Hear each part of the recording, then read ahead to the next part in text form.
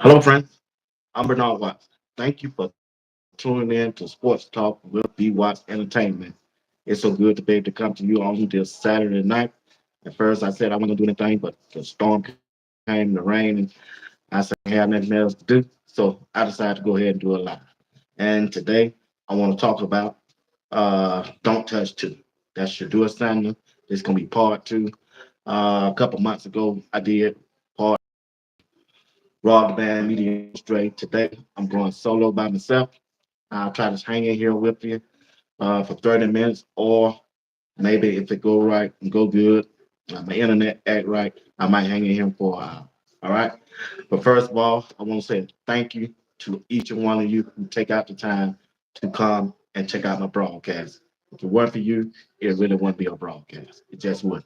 What if you agree with me? What if you don't agree with me? I'm just glad that you're here and that you take out the time to do so. And while you're here, and if you're tuning in, do me a favor, hit the like button, subscribe to the channel, and I really would appreciate it if you do. This past week been a good week for me. Since I've been on YouTube doing my content creator for Coach Prime in Colorado Buffalo. It's probably one of the best week since I've been on. Let me let you know more about it before I get into the broadcast.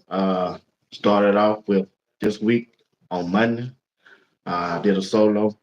I started out with like 500 and I want to say 80 subscribers. I started out Monday by myself. I did Tuesday by myself. I did Wednesday by myself. Uh, supposed to had I think I supposed to have Lotto. Something happened.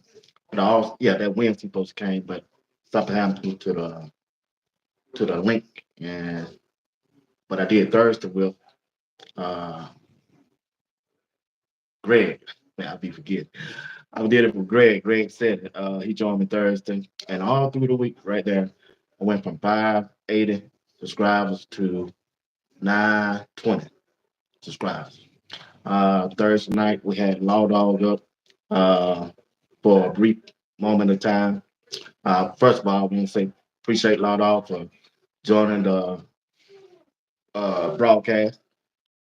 Thank Greg, and I really enjoyed it. As I went back and looked at the replay of it, I read some comments, and I didn't know the people had were texting. I had to go back and check the emails, right?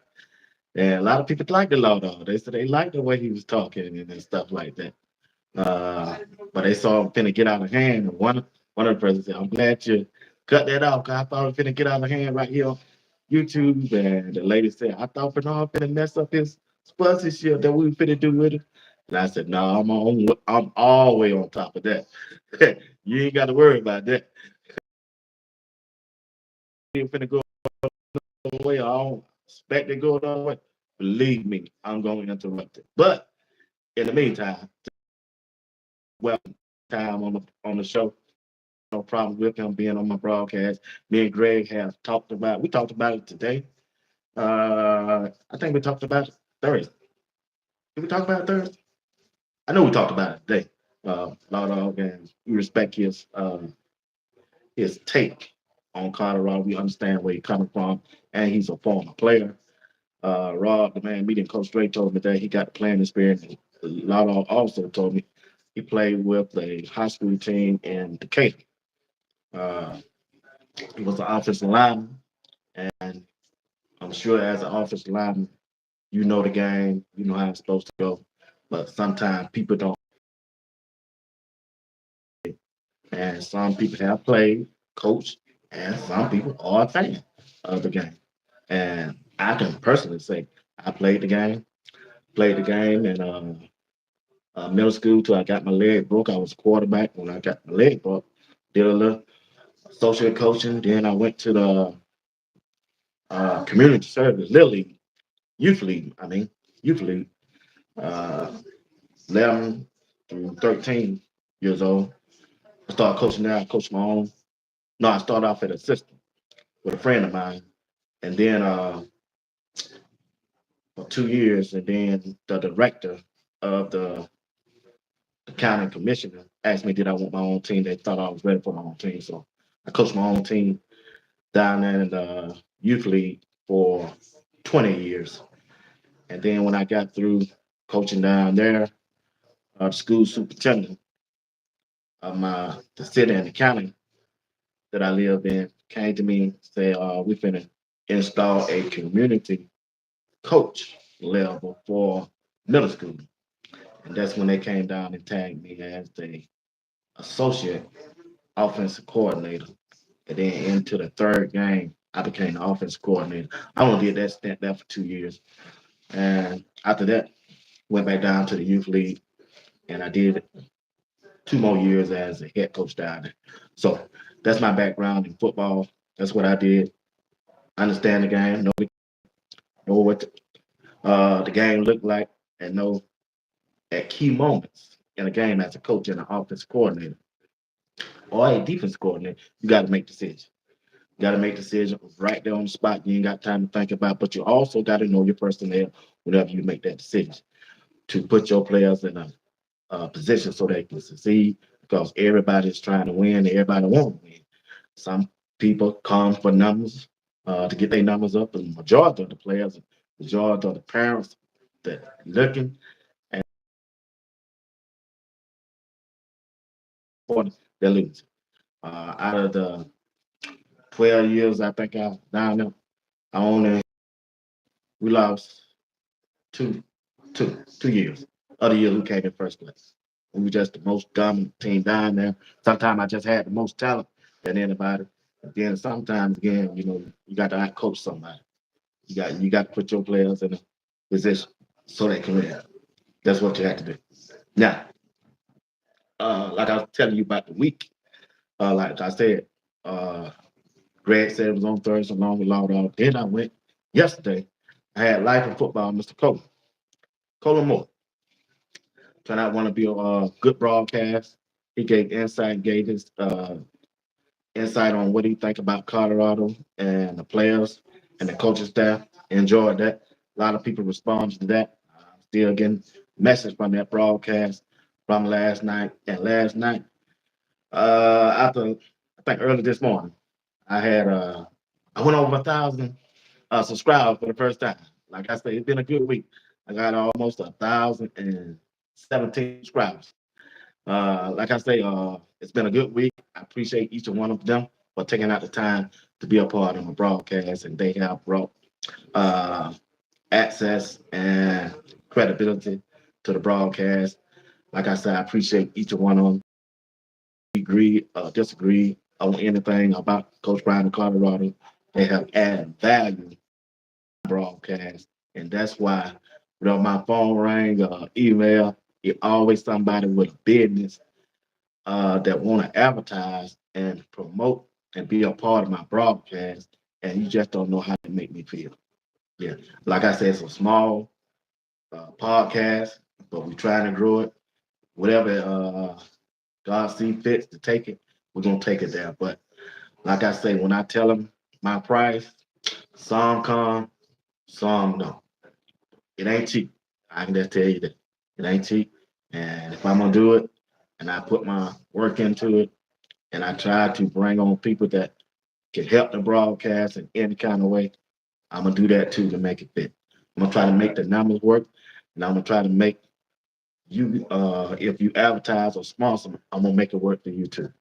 Now, I got four of the that have sponsored with me want to come back.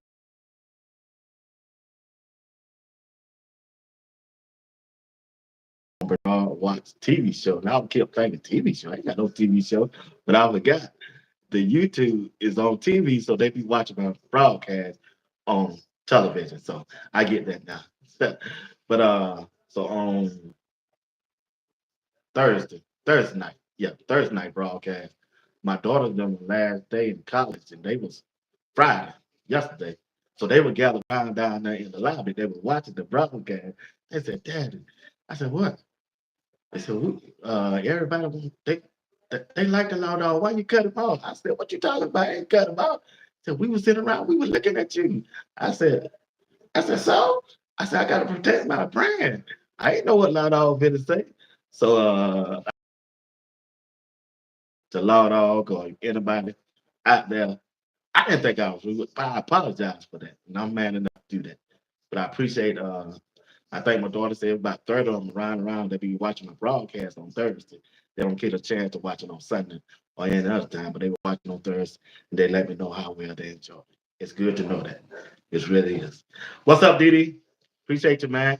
Appreciate you for tuning in. Once again, if you're tuning in, if y'all don't mind, hit the like button and subscribe to the channel.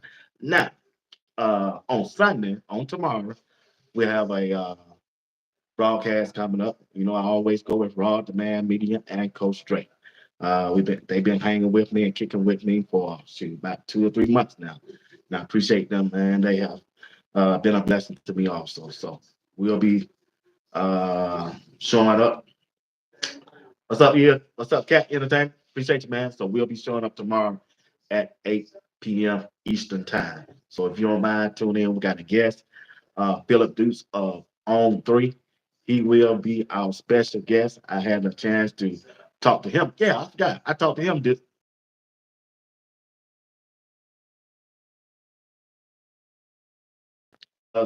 Sunday because on Tuesday we had a little technical difficult also there too.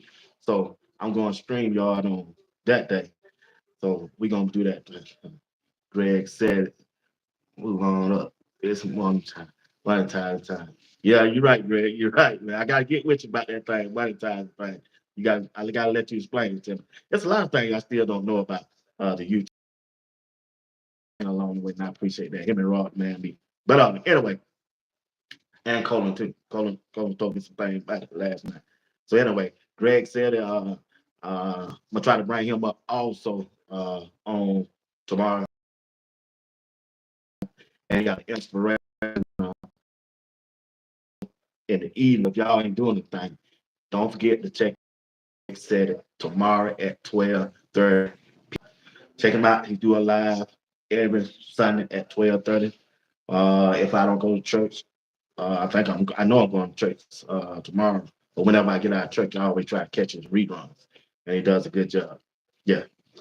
Oh yeah, Greg. After we talked today, I went back and looked at your broadcast where you talked about the pipeline.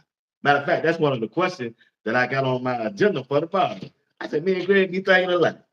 I got about Coach Prime is developing a pipeline from the HBCU to uh the Power Five conference. All the players from the H2 that Coach Prime brought in and showing that them guys can play on the same level, and some coaches also showing their ability to coach on that level if somebody gives a chance. Man, that's a good thing what Coach Prime doing. He giving everybody a chance to display their talent, and that's a wonderful thing to do as a human being. I like that. I like that. You're right. Appreciate that, Cat. But like I say, hey, I ain't gonna be here long. Like I said, I just want to come. Like I said, it's storming outside. I have needed something to do, so I'll be doing that before she get here. My friend she get here, so I better hurry up and get through. All right, all right. Now the problem last year with Colorado was the offensive line. They couldn't protect Shedeur. If Coach Prime told us he saw exactly what we saw. We saw. He know he needs his offensive line, which is the trenches. Now, his staff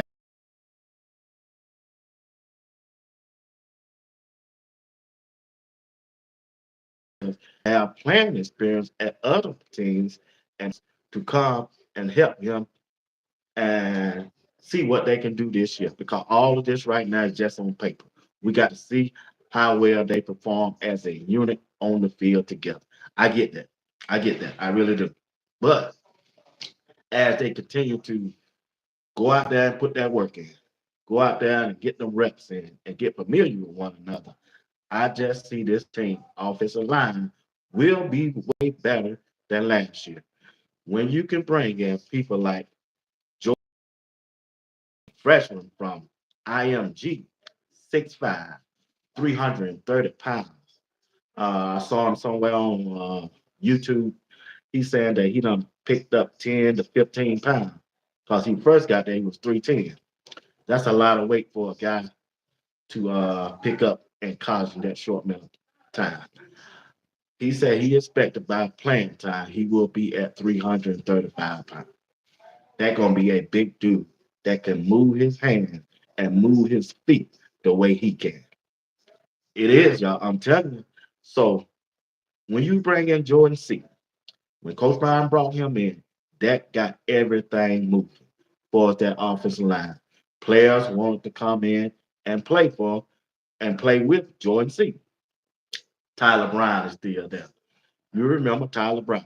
He didn't get a chance to play last year because of the NCAA rule. For some reason, they didn't want him to play, but they let everybody else play, right? Now, this guy going to be hungry. He's going to be ready to showcase his talent this year because he really been putting the work in. This dude is strong as an ox. I'm telling you, this dude going to be able to perform. He already went on record saying, we're going to protect too. That what went down last year ain't going to happen this year. He don't run on record and say, ain't he mean what he say? He graduated this year, got his diploma. You can tell he's a good guy. Greg said season was bigger before and cut weight. He's going for muscle this time. Yeah, you're right, Greg. Greg, you're right. So you got Tyler Brown. Both of those guys right now, I can see them. What's up? What's up, Bon? What's up, Don? How you doing, man? Appreciate it. Now, when you look at the left side, that's gonna be the blind side for Jordan C. I mean for Shedeur Sanders. Jordan C and Tyler Brown right now, from what I saw. That could change this summer. I don't know, but I'm going right now and say that. Now, if you're the offensive coordinator, and if you know you have a uh, rookie, a freshman on the left side of Shedeur blind side, the crucial thing is you want him to get off to a good start. So what do you do? If you're the offensive coordinator, and I got to throw Coach Prime in there because he's the head coach, you come up with it. You playing North Dakota State, and you come up with a good game plan to protect. You still want to protect too, but you also want to protect Jordan C, the freshman, right? So, what kind of offense would you run? Now, I know what I was doing when I was coaching. I didn't know how my offensive line was going to hold up against a team on the first game. I know nerves going to be in. They was at school joining each other. So it was key. What's up? What's up? What's going on? What's up, Dre? It was key. It's key that that offensive line protect the quarterback. And the only way you can protect that quarterback, you got to have an offensive play. See, I had an offense. I had a quarterback just like Shedeur. Boy, he can sling. But the key thing was I got to get my left tackle and left guard comfortable. So what kind of offense did I run? I ran a I was usually running a 11 personnel. Now, when I say 11 personnel, just in case, I know I got my daughters done be tuning in, and also my friends, they female, they don't know what 11 personnel is, right? So whenever you hear that first number, 1 and 11, just concentrate on that. You're going to hear 10 personnel, 11 personnel, 12 personnel, 21 personnel, 22 personnel. Whenever you hear that, always concentrate on that first number. That first number, like I said, if I ran 11 personnel, that first number is going to let you know the running back, how many running backs. That's all it's going to tell you. If you run a 21 personnel, you know you got 2 running backs, right? You got a running back and a fullback. If you hear that word 10 personnel, that 1 in the 10 means the running back. That 0 on the end of the 10, no tight end. That means you're going 4 wide, 4 wide receiver, right? But when you want to protect 2, and if you want to run the ball, as an offense coordinator starting off the game, and I want to be dominant and physical and protect Jordan C, I'm going to run a 12 personnel. 1 running back, 2 tight ends, and 2 wide receivers. I'm letting that offensive know that I'm going to run this football and ain't nothing you can do about it. Ain't nothing you can do about it because my offensive line, I'm banking on there because I'm going to protect Jordan Senior, because I'm gonna put uh, Sam Hart over there, the transfer in for Ohio State, or Savell Small. One of them gonna be on each side. I'm gonna put one on this side, one on each side, and I'm letting you know I'm gonna run this football. And the running back I'm gonna choose whoever I choose. It can be Micah, it don't matter. And I wanna Dalen Hayden, it could be him. I'm gonna let you know that we're gonna be physical and we're gonna run this ball. And if I can get 45 yards, I'm gonna do this number right here. That means hurry to the line and run it again. Run it to the line, run. You might not get the 2 yards, but it's third and three or third and two. So I got 4 yards on the first drive. Let's say I got 2 or 3 yards. Let's say I got 3 yards on the second one. That means I'm third and seven. I'm gonna tell my offensive line to go up there and I'm gonna do this. Do it again and do this. That when I tap my hip, when that quarterback tell the quarterback should do it, tap his head. That will let him know that wide receiver. So we still got two. We still in that 12 personnel. That's set. We got two wide receivers. The wide receiver on the left, if I pat my helmet, that means you take two. I This is the thing that I used to do when I was offensive coordinator. I tell my quarterback, 1, 2. That let him know we only need 2 yards. You hear Coach Brown always say, always look at yard and distance, yard and distance. You need 2 yards to get a first down, right? Run that same play. Just what that means when I was doing the offensive coordinator. Run that same play, pat my helmet twice. That let that wide receiver know that take 2 steps off the line of scrimmage when he said height, and you'll be at the mark.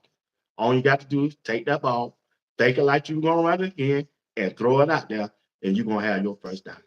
Keep running, man. I'm telling you, matchup is gonna be a key for Colorado this year.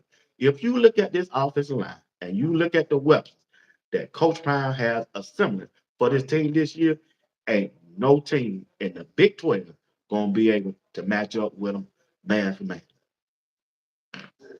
If they go for 5 wide, only way you can stop that, you got to bond rush that offensive line. You gonna have to blitz, or you gonna have to come out to Shedeur. But if they go 5 wide, it's up to Shedeur to audible. It's up to the offensive coordinator to get out that play. He can easily go to that five. It depends on who the field wide receiver. Let's say it's Baker T.O. Five, the field wide receiver. He big.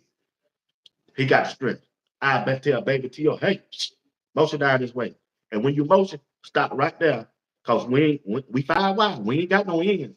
I tell him to line right there. You can see where the blitz coming from on either side. That's where I will line Baby T.O. up before I go to that play. So that means you went from a 5 wide to a 10 personnel. One running back to a 4 wide receiver. Right? Did I say that right? I think I said that right. Yeah. No, you went to 11. I want you to go to 11. I mean, you ain't got no tight end. You bring Baby T.O. out down. That means you lose the wide receiver. He's gonna be as a tight end to a block. That's how you got to match up. It's a chess game, man. Because 9 times out of 10, if you're a defensive coordinator and you see somebody running 11 personnel, remember 11 personnel. First number means running back. The second number means tight end. So you running one running back and one tight end, right? So you got 3 wide receivers, and you running that, and you are the defensive coordinator. Normally, they would run a nickel package. Nickel means they're gonna have another defensive back in the slot. He covering the slot. That's what nickel means. That's what that means. So normally they're gonna run that, and that's your matchup as a offensive coordinator that you want, and that's gonna be LeJohntay Webster. If you see LeJohntay Webster in a slot, and they got a safety because they ain't got time to call timeout now. The defense is they ain't got time to run no player. See, college football is different from the NFL. They hulling on the defensive side. I mean, on the offensive side, they hull. In college, man, they running that quick stuff. They getting the players in that they want to get in, and sometimes you don't have time to match up with a offense or a defense. So it's up to you if you the head coach gonna burn a timeout or you got to go with what you got out there on the field. And that's where the matchup problem occurs. But you got to have a smart offense coordinator and on the other side, a smart defense coordinator to know that. So if you see that you run an 11 personnel and that defense didn't make the change to nickel and they still got that line or three linebackers out there, that's the matchup that you want. That's what Shedeur need to look for. He need to look for the slot position, which is going to be LeJohntay or Jimmy Horn Jr. Now, Jimmy Horn Jr. look this year, he looked healthy. He don't look like he's messing with that groin ain't messing with him. He look like he don't picked up a little speed. Man, he like a scat cat right now. I'm telling you. The Greg said y'all call himself road runner. Beep beep. Yeah. I still got a little cold, y'all. Excuse me. Greg told me the other night, he might have told me there on the phone. He said he'd call himself the road runner because he got the speed now. Because when you look at the well-off media video, yeah, the dude's quicker now. He looked like he's healthy. He's gonna be running. This is his last year to prove himself. So he's gonna get a chance to showcase what he got. So you look for him, whoever in that slot is gonna be LeJohntay or uh Jimmy Horn Jr. If they line up either one of them on with a safety or a linebacker, that's the matchup Shedeur want. And I promise you, every time they're gonna win that battle. Because Shedeur is accurate with that football. Hey y'all, if y'all don't mind, hit the like button, subscribe to the channel. I appreciate it if you do. And don't forget, tomorrow I'll be going live at 8 o'clock. Got a special guest, Philip Dukes, on 3, along with Coach Dre, Rod the Bad Media, and Greg said it will be joining the panel. We're going to be talking about Coach Prime and the Colorado Buffalo and a lot or more. So we're going to be taking questions we're going to do a Q&A from the panel. So all y'all got to do is drop a question down in the chat, and we're gonna relay it to on 3 and the panel, Greg, Rod, and Coach Dre, and Philip Duke for him to answer for y'all. Appreciate y'all for tuning in tonight. Appreciate you in the chat also. Like I say, I won't be here long. Just want to talk about part 2 of Protect 2. So that's what I would do as an offensive coordinator. See, it's really gonna come down to a chess match. North Dakota State. People keep saying we can't overlook them. We can't overlook them. We can't we can't come out there and don't be we can't go out there and take them lightning. I'm not going to take them lightning, but I think we just got too much talent for them. I think this game should be over by halftime if they go in that mindset and let's get out of there. So don't nobody get hurt who you really depend on and give the other players another chance to get deep. Yeah, to get their shine on. Greg said people really don't look at matchup. Yeah, you're right. That's the problem. That's why I keep trying. I was trying to tell Cole last night. It's the matchup.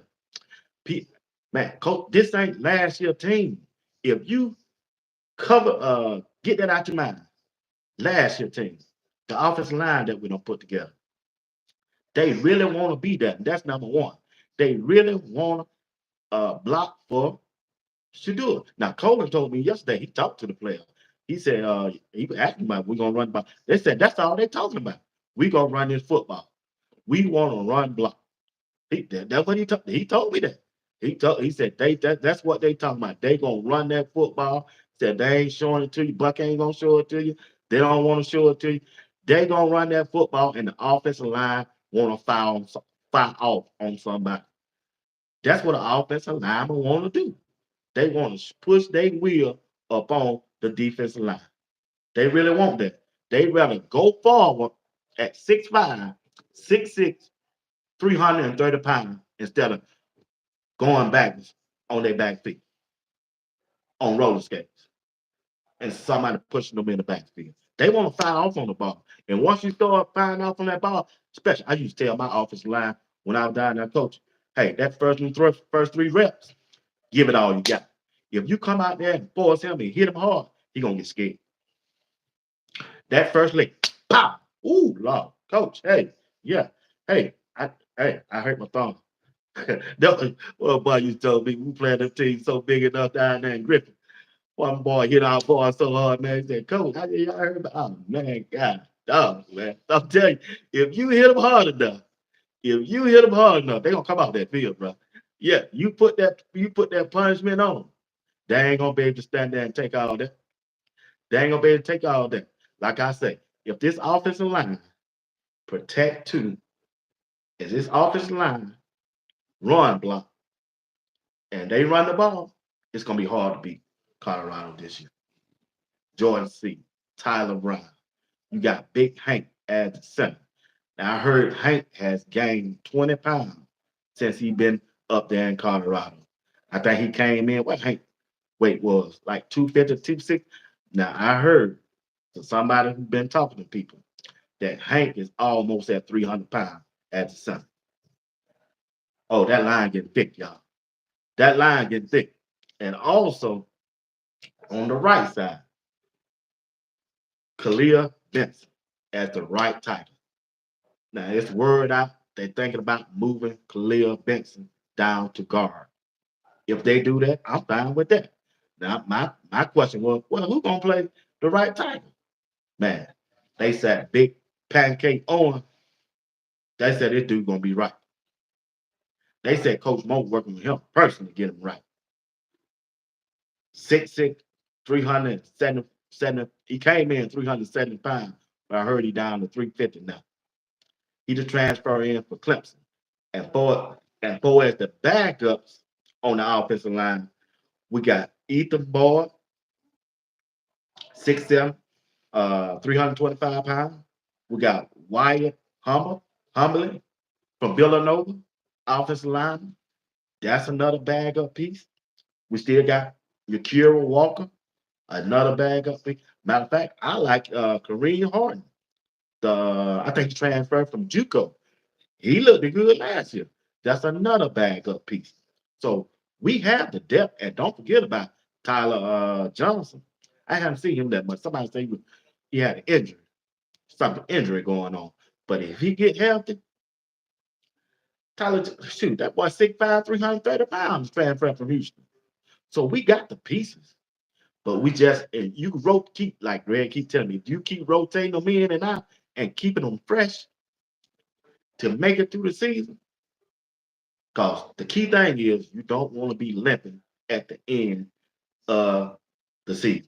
You don't want to limp. You don't want to limp going in, and especially if you're winning and getting ready to go to the playoff. But last year they had to make the playoff. Let's say they won to a bowl game. Shoot, they're gonna be limped in the bowl game. They were lost. They was injured.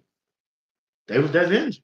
So when you look at that, when you look at this offensive line, that they are capable of throwing out there on you, being physical, being nasty, being mean, down there in the mud, getting down their assignment, learning their assignment, and learning how to work with one another. I think Law was telling me, somebody was telling me, I think what Law was telling me in the chat. He said one, no, that was Philip Dukes was telling me Tuesday. One mistake between that offensive line, on that offensive line, between the guard and tiger, he gonna throw the whole line. That's what Mr. Duke told him that. He said he played. He said he dope. He said one mistake by the end of offensive lineman, he gonna throw the whole line. So that's why it's key to understand the assignment and everything. And what's so in, important and the future looking bright for this offensive line is that they got two tight ends that can be able to block to help them block if the offensive coordinator choose so. Savell Small, big enough to block, and Sam Hart is big enough to block. And the main thing is we got a running back that over 200 pounds. Well, two now, just brought another in. We got two running back over 200 pounds that can stand up in there when a linebacker blitz and face them head on. Yeah, he's 6'2", 230 pounds. He transferred in from Ohio State. He can take on a blitz. He can take on one of them linemen head on. On Shedeur need is to have or another second from last year to complete a pass. And we saw in the video, we saw in the replay that all the wide receivers were open last year. So that's why it's important. That's why it's crucial that the offensive line get in there, get to work, Get in the weight room, coach them, coach them up, and the offensive lineman, let Phil Loho get them guys right because so far, Loho is doing what he was brought in now to do. He's a former player, a former offensive line. He telling each one of them, he ain't just on the sideline just looking. After every play they come out to the sideline, Bucket showing it, he let them know what's going on and what they need to do to correct their mistakes. You didn't see that last year. You didn't even see that during the game. When I was coaching during the game, I had my two assistants. I said, man, we just don't coach in practice. We're gonna be coaching during the game too. You see what he's doing wrong? You need to be coaching these guys on the sideline in the huddle and letting them know what's going on instead of being starstruck. Most of them coach Prime last year, they were starstruck. They got their gold change out there. Man, your offensive line get killed. You out there, but what you doing? He go to coach. Looking around, cold, half of them cold. That's looking. I said, man, what in the world going on? Starstruck. The Rock out there. T.O. on the sideline. Man, come on, man. Come on, get with the program. Everybody got to be held accountable this year. Coaching staff and all. They got to be held accountable. Just do. Coach Prime got to be held accountable. Coach Prime is the chief of staff.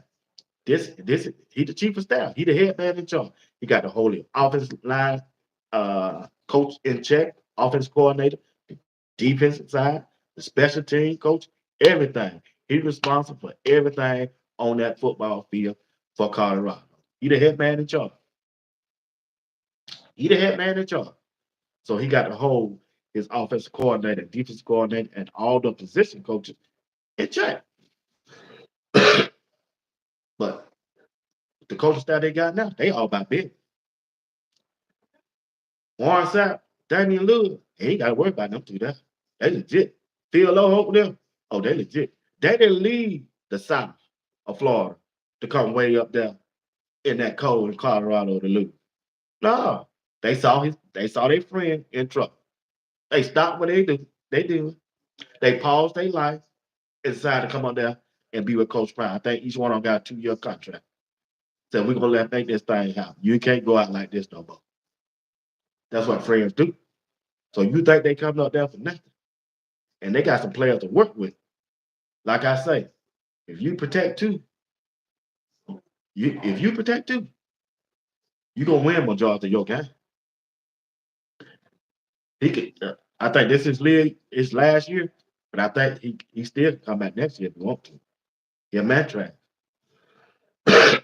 But projected this gonna be his last year, and if this is last year, he gonna go out with a bang because the mainstream media had disrespected Shedeur as a quarterback too long, too long. Now it's time for Shedeur to put up a shutout. The offensive line said, well, "Don't touch two this year." They already got that out. They got that out when they first got here. They told the old offensive line, "Boy, man, we are here to take your job." That's the first when Bucket first video. That's the first thing they showed. We come out here to take your job. And if you pay attention, every day, Coach Prime dropping somebody from that transfer portal. He letting them know too, man, I'm trying to replace you. I'm trying to replace you. Because with the players they don't brought in, look what they don't did on from the linebacker position. We were worried about the linebacker position. What Coach Prime went and did. Two straight dogs. Johnny Chainsaw, Chain for Bam you. Oh, he the real deal.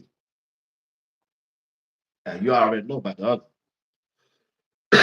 He gonna be the captain of the defensive side of the ball. He got some players this year. The players are totally different this year than they were last year. And I expect them to do better. I expect them to do better. All right, let me see what the chat talking about. This should have everyone. Big game. Firefighter. The Shirley said hello. Game manager is very important. By Anthony Steele. Straight bullet ball. Yep, that's what we need to start out with bullet ball. I think they're gonna run it up the score on the team, and with that hate, they have more than enough chalk talk, especially Colorado State. They're gonna try to beat the ball by 50 points. But that's it. Hey Jesse, last season don't count. I take it as a win. They lost 6 games by less than a touchdown. Brown inherited a bad team, worst record in the Power Five last year, and he took the job late. Agree with you 100%. By him taking that job late, he was trying to do right, with Jackson State, and then throw them behind the 8 ball. Yeah, so he got there late because he was trying to make sure Jackson State was straight by playing in the bowl game, the championship game, and it threw him off. Now that had to been anybody else. Oh, when they got that job, they would left Jackson State high and dry. They ain't gonna care. They went on. They went on, but so many people are ready to jump on Coach Pine back about last year and don't want to discredit him about what he did at Jackson State. That puzzled me. That bothered me.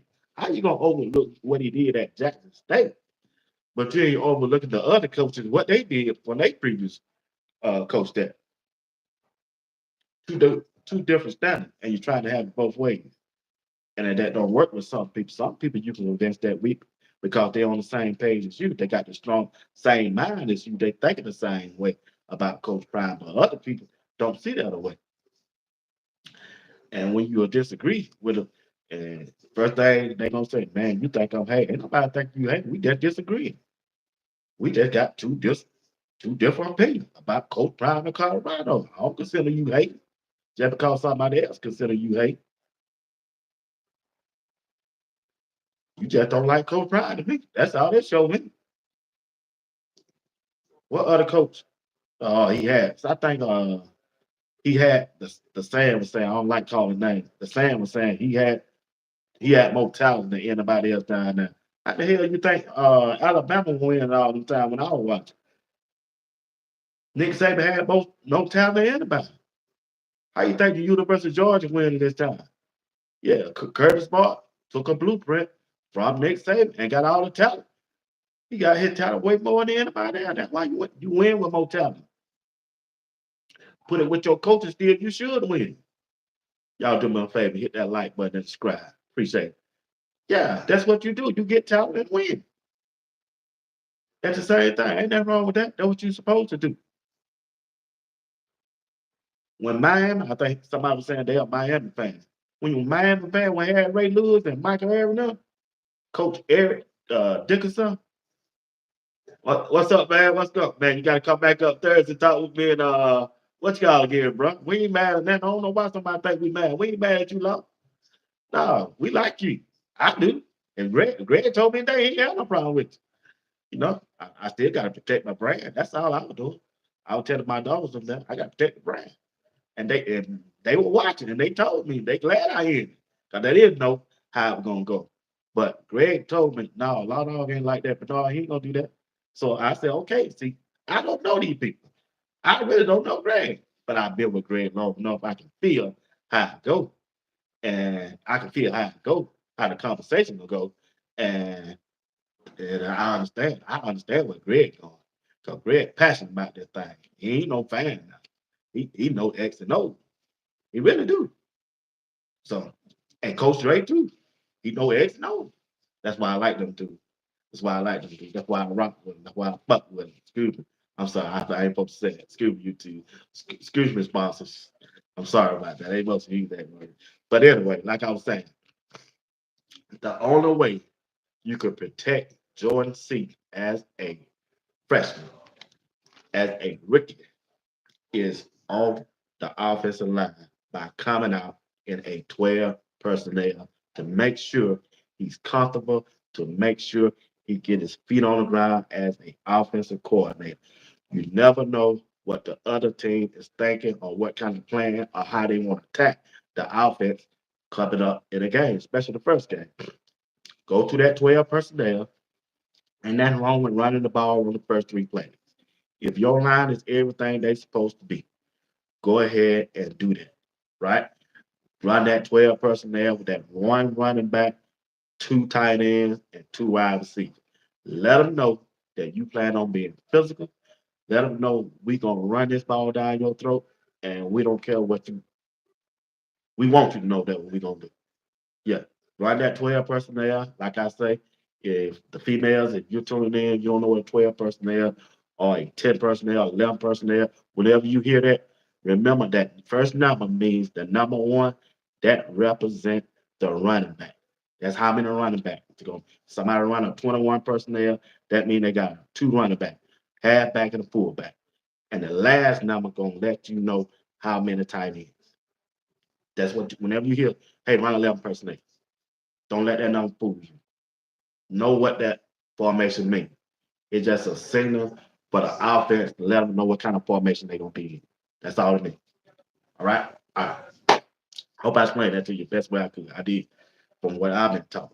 But you hear 22 personnel, you know they're going two tight ends and two running back. Because two tight ends, two running back, one wide receiver. Right? All right, they're going five wide. That means you ain't got no running back and no tight end. That means that defense might blitz you and your quarterback and your wide receiver in the slot need to be on the same page because your quarterback might get a head busted because your offensive line is going to be outnumbered if they send the blitz, if they send the hops. So when you hear a hot read, that means it's going to be hot and it's going to the slot position 9 times out of 10.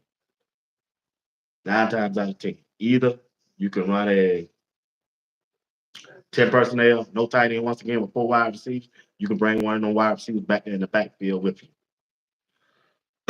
Then set them in motion. Let's hit them in the flat like they did in the first game with Waternight. Yeah.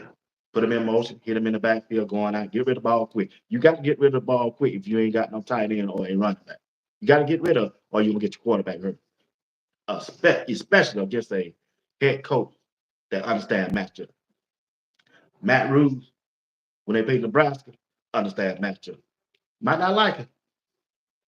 You might not like it. They understand football. He know football and he understand matchup. So it's gonna be a cat and mouse game with Matt Rudin and a unproven defense coordinator when we play them, right? On paper. But if he's smart and if he understands his personnel, he'll know what to do. He'll know how to adjust it because the college game and the NFL game is totally different. NFL game, you slow down because they hunt. College game, no hunt. They try to get that air rate, especially run that air rate. They try to get in to get it out. They try to get many offensive plays they can on you because they know your linemen are. Hey, what's going on, Miss Johnson? How you doing? I be getting your message. I appreciate you, Miss Johnson. Everything you do. Thank you, sweetheart. Appreciate you. Salute you. All right. But see, when you on that college game and the the game is faster. It's way faster. So you got to be on your P's and Q's. And sometimes it's gonna be hard to make. You're gonna have to substitution if they go to a no huddle. And then that's when he gonna get crucified if his defense come up short.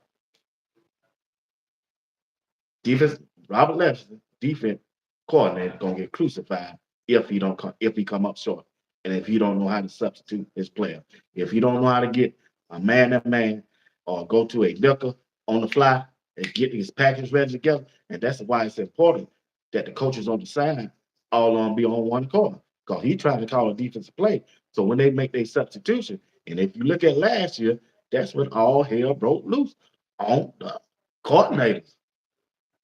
Every time you turn around, referee, flag. What? Too many men on the field. What the?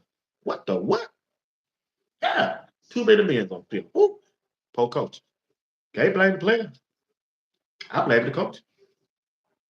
And Coach Pride got to take that bullet too. I've been said that. That's the only thing that I saw last year that I didn't like.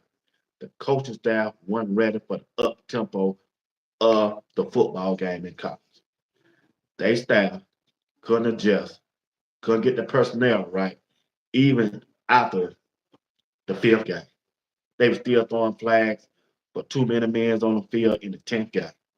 10th game of the season. They don't win all summer practice, all through the game practice. no in-game adjustment. So I don't know what the problem is. You never did make an in-game adjustment. Never did.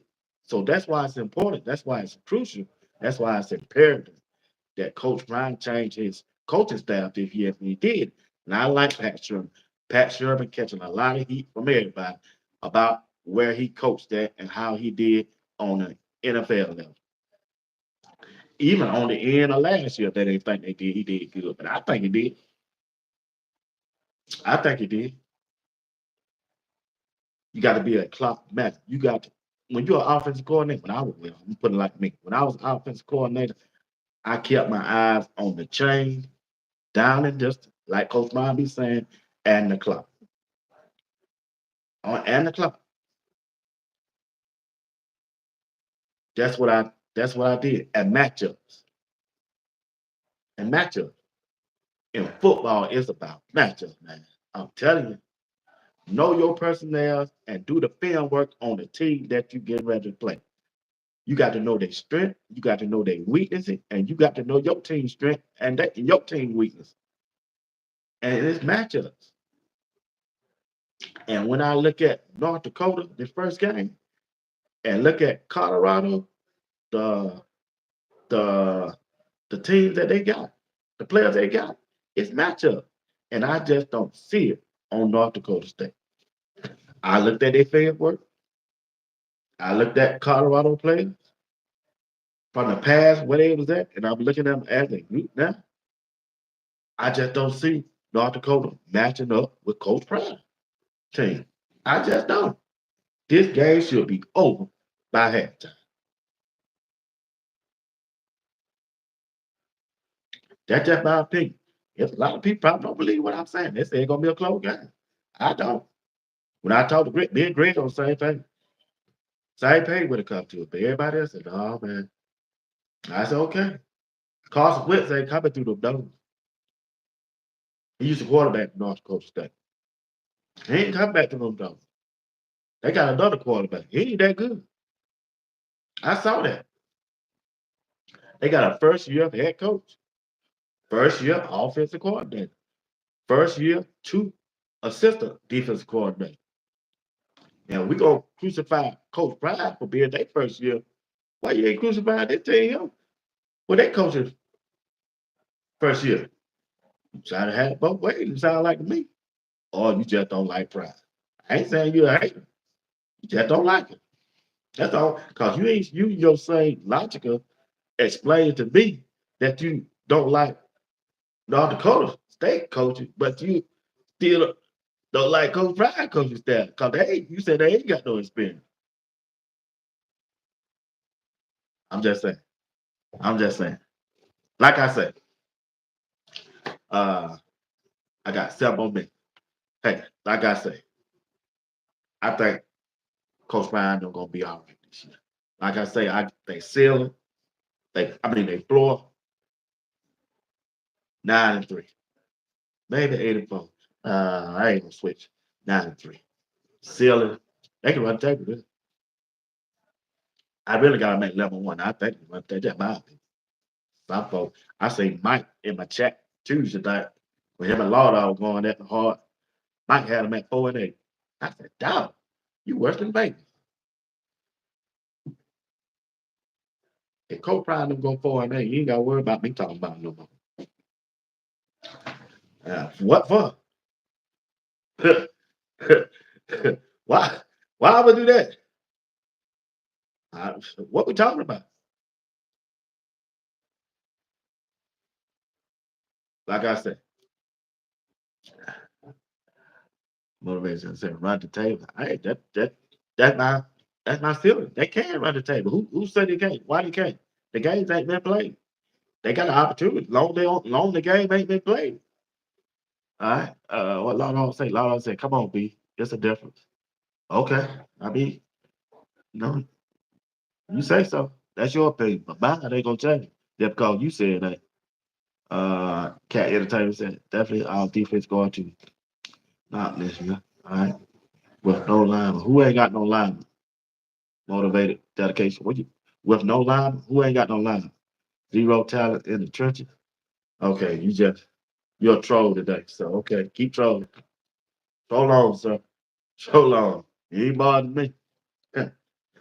You ain't bothering me of mine. I like when you like that. But like I say, if we protect two with the lineman, and if they healthy, and we get some of our backups in to play to get some playing experience, that'll help them along the way on the back end of the season. Because you know, as a 6'5", 6'4", 300-pound lineman, injuries gonna come with the feet, ankles, anything, hamstring, uh, calf muscles, anything can happen to them on that football field down in the trenches, down in that wash. You never know what's gonna go on down there. They big, they moving around, so any injuries can come up. That's why it's important that they depth get some playing time too. So on the back end on their schedule, when they play Oklahoma State, Utah, Kansas, and Kansas State, if an injury come along, those players will be had a chance to play and can get their feet wet, so they can have some playing spirit and be more successful. Because you don't want the talent level to drop, the playing level of the talent that they have to drop off where they can't sustain and continue to win if they win some games and on a win streak.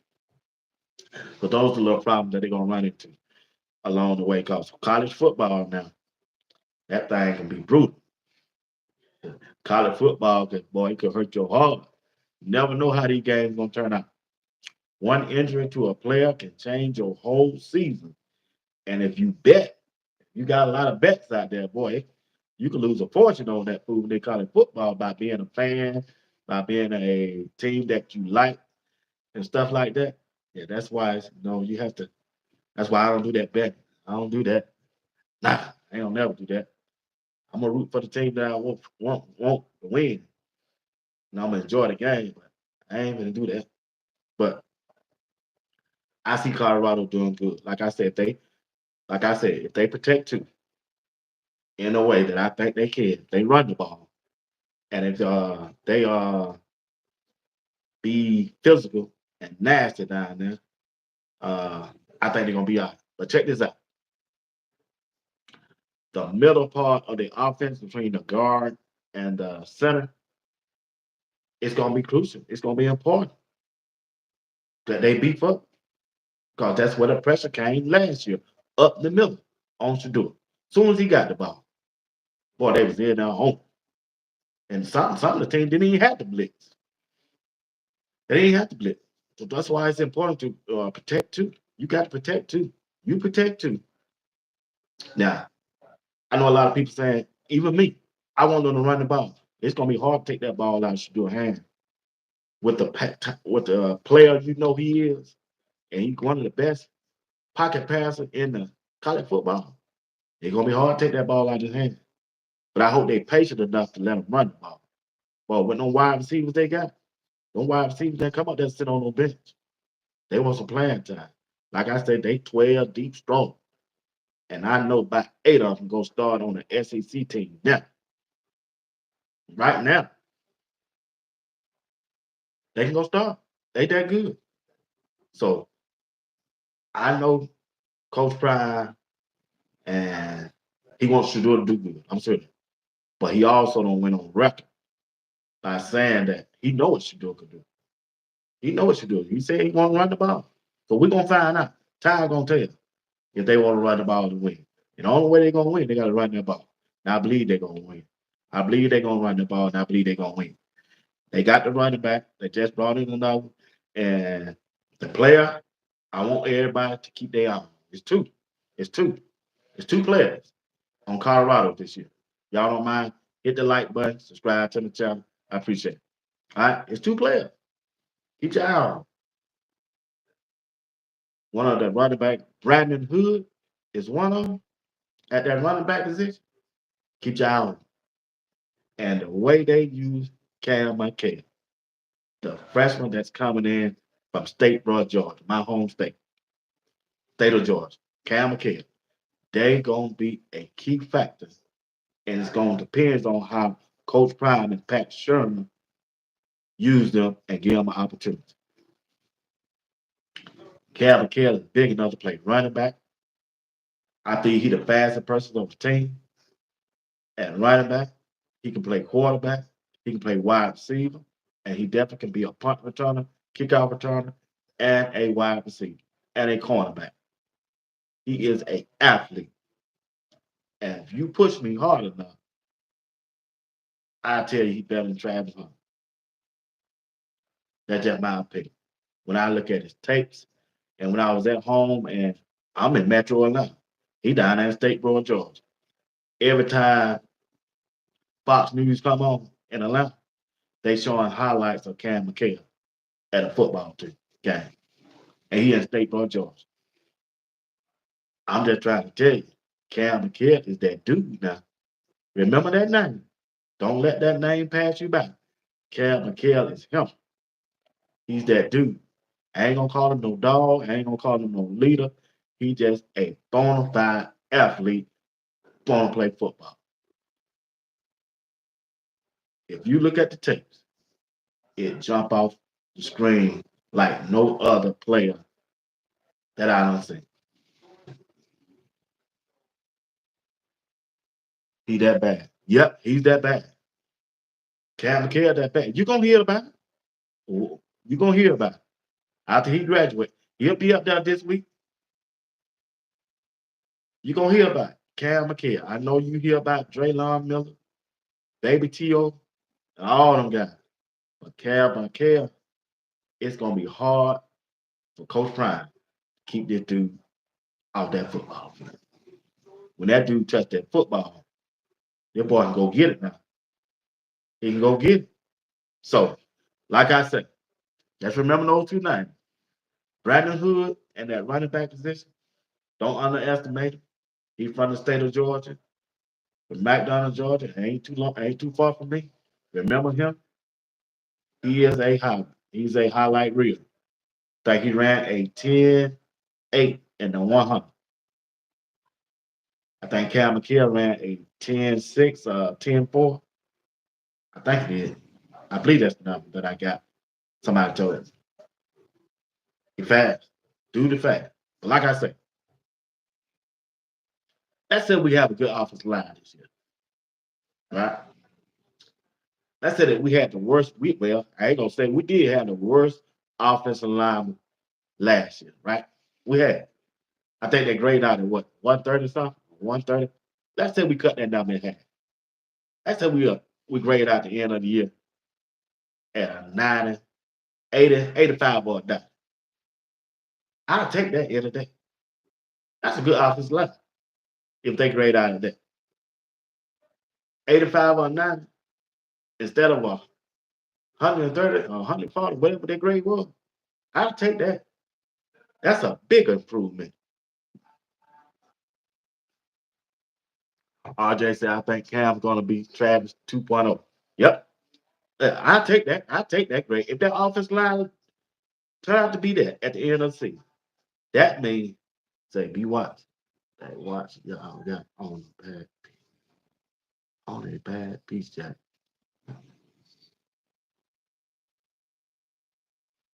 Oh, yeah. Appreciate it. My girlfriend popped that for my birthday, man. But yeah, she by myself. She said, why you don't wear it? I used to wear a hat. He said, you don't take that hat off when it's hot. I said, okay. That's why my head starts sweating every now and then. So plus I'm still trying to fight this coat. But check this out. Now my question is that I have, I don't know who Jordan C bag up gonna be on the offensive line, on the left side. Uh Shedeur side. I don't know who his backup gonna be. I don't know who's gonna compete. Who's competing for him? I asked Rob, me and Rob, even Rob couldn't tell.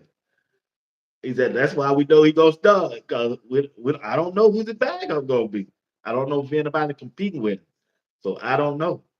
So Greg said our new running back is similar running style to Afton. Yep. So that's gonna be important. That's gonna be crucial too. It might be Kareem Hart.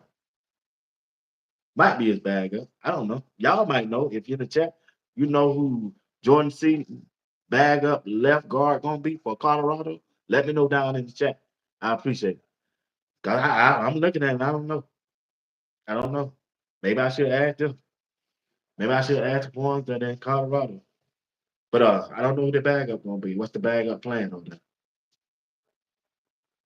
Cause like I said, I'm looking at Jordan C, Tyler Brown, Big Hank, Justin Myers from UTEP, 6'4", 330. Got Kalia Benson. So I don't know. It got to be Pancake on. Maybe the dude from Villanova, Wyatt Hunter. Might be him. Might be him. So we got to see how that turned out over there. Uh, that all said, Greg. Oh, he talking Greg in the chat. So like I said, uh, Colorado offense can run it either way. They go left personnel, they go 10 personnel, they go 12 personnel. They can go shoot. I don't think they're gonna run them 13 personnel. 13 mean you got three tight ends. I don't think they ever gonna do that. One running back and one wide receiver. I don't think Coach Biden ever gonna do that. So they go 21 personnel, two running backs, one tight end, two wide receivers. They can do that. They can do that. Yeah, they can go 22 personnel, two running back, two tight end, one wide receiver. So it's about matchup, however they want to attack the defense, depending on who they playing. It's going to be up to the offensive coordinator. It's going to be up to Coach Brown how they want to attack each team. I just don't. I just don't want them to get away with the run. The run can save. If you got a running game, that running game can help you.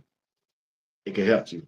If that clock keep moving, that clock can be your friend, and that clock can be your enemy. If you throwing that ball around like an incomplete pass, that clock don't stop.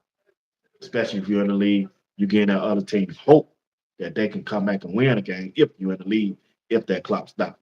So the key thing is you got the league going to the fourth quarter. You want to keep that clock running. It's your best friend. Hurry up and get out of the game.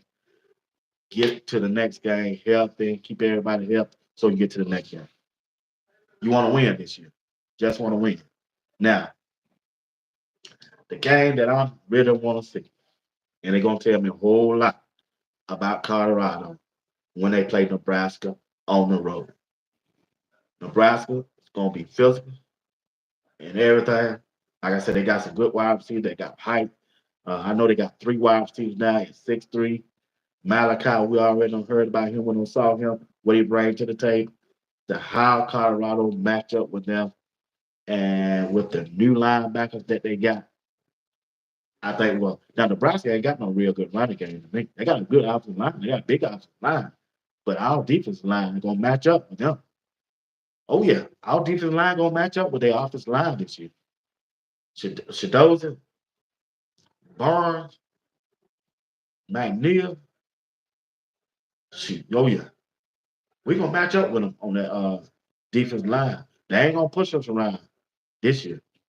And then we got them two linebackers along with JD. Shoot. If you don't like what Coach Brown and this team done did the offseason, you just don't like Colorado. You can't you fool to be talking about you root for Colorado if you don't like what they done did this year for us talent wise and depth wise. They got the depth. If Shedeur goes out and have a 4,000-yard passing year and a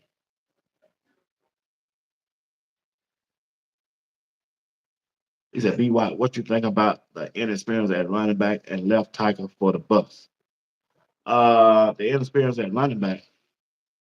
Who got inexperience at running back? Colorado, know what you talking about? The left tackle. And the left tackle, I just got to talk about the inexperience at left tackle. Yeah. Like I said, I don't know nobody over there on the team that's challenging Jordan C.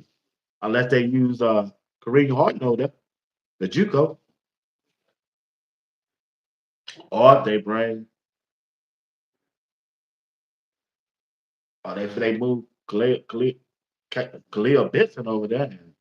swap swap side. That's the only thing I see. They can do law. So I don't know. I just gotta see how they play it out. I think Jordan C gonna be able to hold his own. But just like I've said, if they depend on what kind of offense they run, starting out. They let Jordan C get comfortable over there now. That's why I was starting off with a tight end over there on this side. Yeah. I go to that 11 personnel and I have a tight end on his side and run the ball to that side. And I pull that guard over there to run the ball with one of them running back. The first two plays, not just the first play, the first two plays, I will run a 11 personnel against North Dakota over there on Jordan C's side. And I will put a tight end over there with him, Surveyor Small or Sam Hart, the person that transferred from Ohio State on Jordan C's side, and run two running plays to start the first game off. To let him get his feet wet and see how he's gonna react to competition from another team other than Colorado. So you got to know how he's gonna respond in the game because it can get tricky at times. They might send a blitz. They might send a blitz. They might send a blitz from that side. So Low Hope teaches his line to play multi position.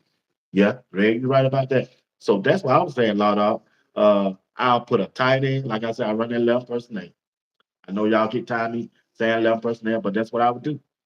You trying to get his confidence up. Like you said, Law, he a freshman. Yeah, he's a rookie. He gonna be nervous. This is his first game.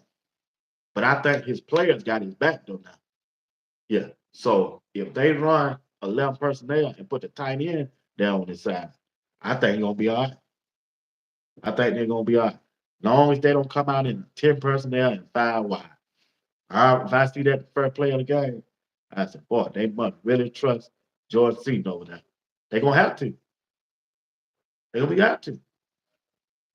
Because you know, if they go to that, they go to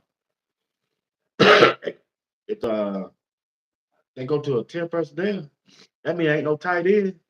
You know that blitz coming.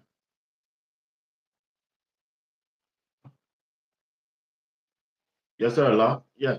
Like I say, if they throw that blitz in and they blitz that side, your running back better be ready over there. Because Shedeur, he gonna be in trouble again. You don't need no free pathway. No free pathway to Shedeur this year. He already coming off an injury last year in the back. If you lose Shedeur anytime this season, your season gone. So that's why it's crucial you run the ball so he can take less hits and less hurries. Sometimes a sack ain't important as a hurry. If you can just get that pressure, see, that's what a defensive end and a pass rusher on the outside of the defense is for. It, yeah, it they rushing the quarterback to make that quarterback get rid of that football. They ain't necessarily got a second. They want him to feel uncomfortable.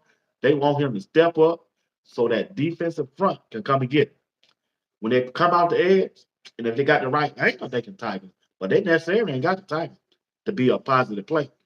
When that defensive end, that pass rush on the left side and defensive line can get up the field quick and hurry up and get by that tight, the object of this to make that quarterback get rid of that football before he wants to. And it's gonna lead to a tip at the line of scrimmage or interception on the other side of the ball. Could go 50-50. Either he got the right play call, him and his wide receivers are on the same page, or it's gonna cause some confusion. That's what's gonna happen. That's what a defensive end and that's what a pass rusher does to the offense or the defense. Put pressure on the quarterback, make him get rid of before he wants to. See, last year, Shedeur said they were running an option routes. That's why he had to have the ball, held that ball on so long, because he didn't know which way the wide receiver was gonna go. Because he was saying, really, he was saying the offensive wide receiver really didn't know the plays. And then one time, Prime went in the press conference when I didn't like that press conference. He said, Washington, Washington holding on the ball and said, y'all didn't see the play. Coach Prime said, y'all didn't see the play. Then they said, what play? Coach Prime went into detail, told you what happened. The wide receiver fell down, two wide receivers ran into each other. I said, dog, Coach, come on, Prime. Don't throw him out there on the bus like that. They ran into each other. Said that's why Shedeur throw that interception. He held on the ball or something too long. I said, they've been playing together that long. This was late in the season. And they don't know the route, what route to run. Come on now. Come on.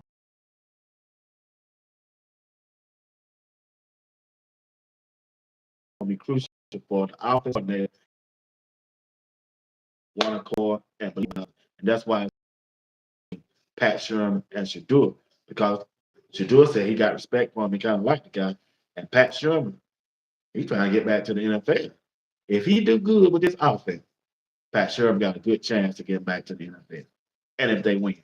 And the defensive coordinator, they hit money season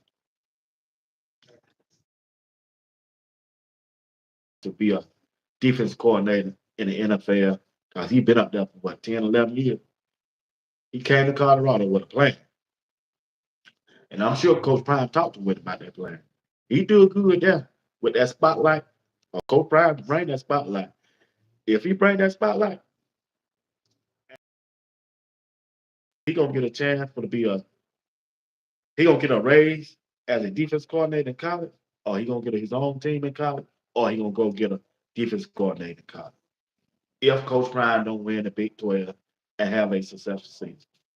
Even though he signed a 2-year contract, he probably, if they do good on that defense side, Robert Lepson gonna get another lucrative job the next year. Because he took a dead last defense and made them better. And the real key to be successful for Colorado this year, it lies in the hands of their defense coordinator. Not Travis Hunter, not Shedeur, not Pat Sherman. To be successful this year for Colorado is all in the hands of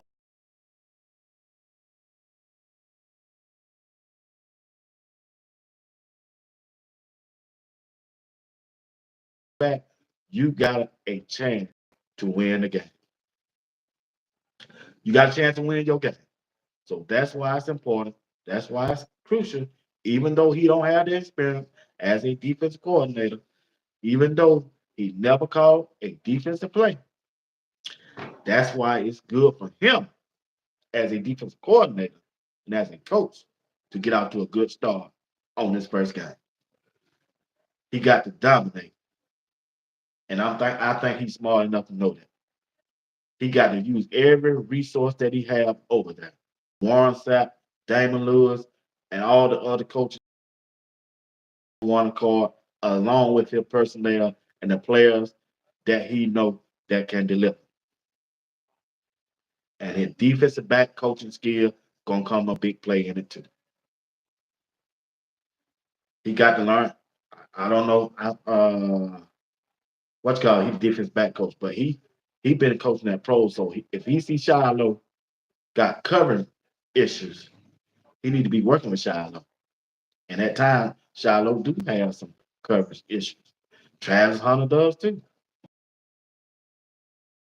Those guys better and let them know what they're doing wrong to correct that. So when they get ready for the season, that defense can be stellar, be way better. The players can be better this year because he knows what a defensive scout is looking for in the NFL for 10 to 11 years. He knows to get because that's their goal to play at the next level. But concentrate on the games that they playing. They got to play better. They got to play better. They go for the opposite side, cornerback or Travis Hunter. DJ McKinney got the size, got the height, came from Oklahoma State. They say they like him. He got the length, he got the arm length to jam a receiver off the line of scrimmage. He got that. He got all two. But can he play at that level? Because I'm telling you, Malachi Coleman going somebody got to deal with that dude at Nebraska. Somebody that number 14 for Colorado State and that quarterback.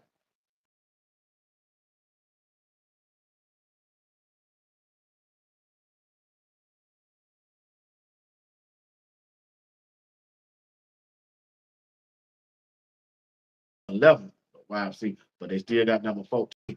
Hardy. I never get that name. That's all you heard last year. Hardy. 2 o'clock in the morning. Touchdown Hardy. Touchdown Hardy. God dog, man. Is he gonna throw it to anybody else? Are they gonna double him? Or are they gonna put a go man to man and put a safety over the top of number 11? Oh, number 14? And never did. Whole game. That's why I went in double time. They kept doing bang, cross the middle, cross the middle. They kept marching down the field on that slant pass. The linebackers wouldn't get deep and go out wide and take the slant away. The defense coordinator wouldn't tell them. The linebacker coach wouldn't tell the linebacker what to do. The linebacker didn't know what to do. Only thing they were just going in there, just looking. Instead of just looking at the wide receiver, you know the play coming. Because the first two games, the two teams were doing the same thing to you. And then the third team came in there, which is Colorado State. They've been doing it the whole half. And you don't know you a linebacker. You know that same play coming at you. You still there standing there. They ain't trying to run the ball. They're running that across the middle. All you got to do, go out wide and take it away. They go out wide, take it away. Close that one and close that first one down, make him hold it, try to get it through the second one. And by the time he holding it through for the second one, somebody back there. Your defensive end should be back there by then. If he holding it, come on. Come on, Coach Prime. Give me a job. Let me come and coach play. Let me coach play. Shoot, man. Yeah, that stuff make. Oh man, I went over my time. 120. I got to round this thing off to 130. Hey, if y'all don't mind, you're tuning in, hit the like button, subscribe to the channel. And if you watch the replay, also do the same thing. Hit that like button, subscribe to the channel. I would appreciate that. DC Carson music. I like DC Carson music. He a little slick hater, but I use that word on him, but he really know football.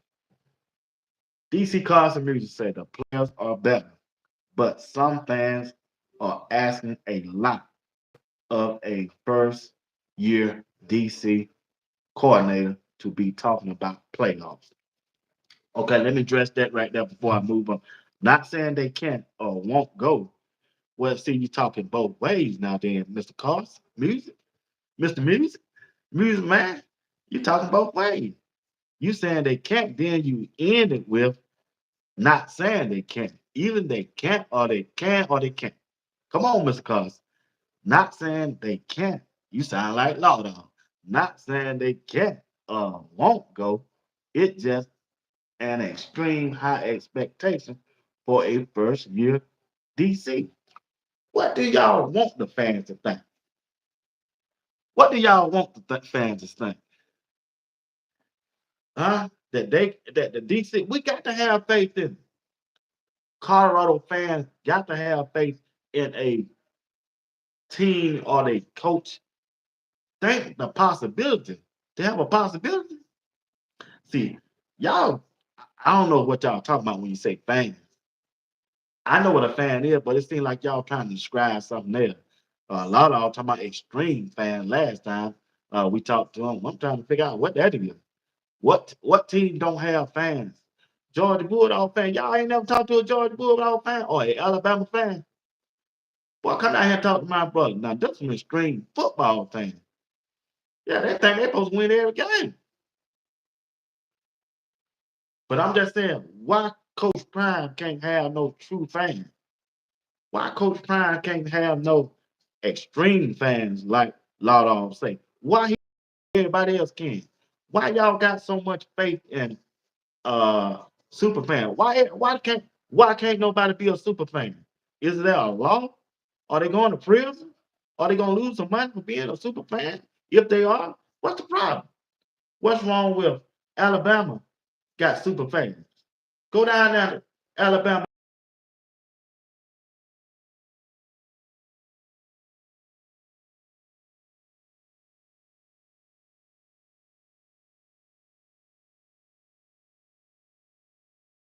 if Carl and Coach Prime got some fans talk good and want expectations about their team. So what if they want what damn fan don't want their team to go 12-0? Oh, I said that word. Sorry, YouTube. Sorry, sponsor. Yeah, what fan don't want their team to go 11-1 and make a playoff? Why not? What you in the game for? You in the game to win every game. I want Colorado to win every game. I want them to win every game. I hope they win game. They got a chance to win every game as long as they're in the game. Yeah, yeah. Super fan. I don't get that. Super fan. Like DC Carter saying, cause he a first year. I mean, in order to be a first year coach, somebody got to give you a chance. Steve Spurgeon was a first time coach. Shit, he damn near ran the table. Florida. Why can't nobody else do it? And before he went to University of Florida,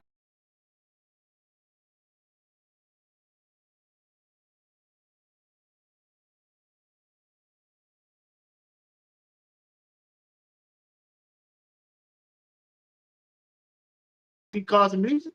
You can't. A fan should. No issue. Well, if you loud out, yeah, I'm just asking. Just a question. See, that's the stuff I think Coach Prime can't have quote unquote a super.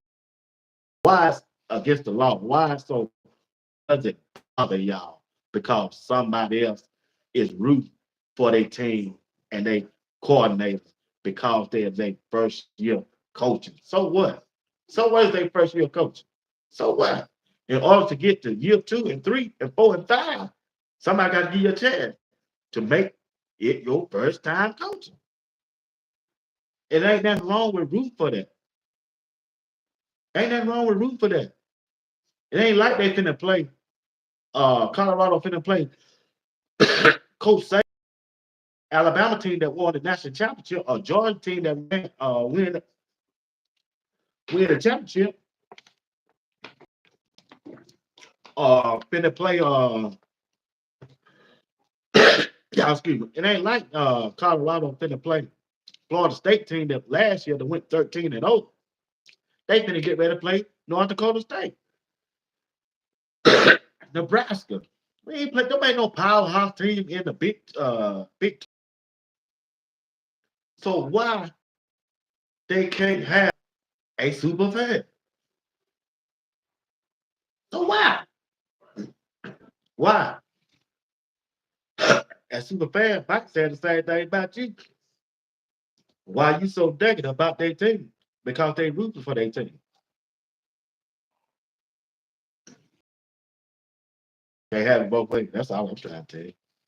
You can't say this fan one way and then just overlook the other fan. They doing the same thing. That don't work. Not with me, though. That don't work with me. Nah. You can hang on out with me with that. But I like y'all. Yeah, you're right. You're right, Greg. See, you got to be perfect. Yeah, they really want Prime to lose so they can come back on here and say, I told you so. I already know what's going on. Be why it's because majority of the black people are rooting for Prime. I got to disagree with you on that, RJ, because I'm not saying the majority of black people would be right. But there's some white people rooting for him too.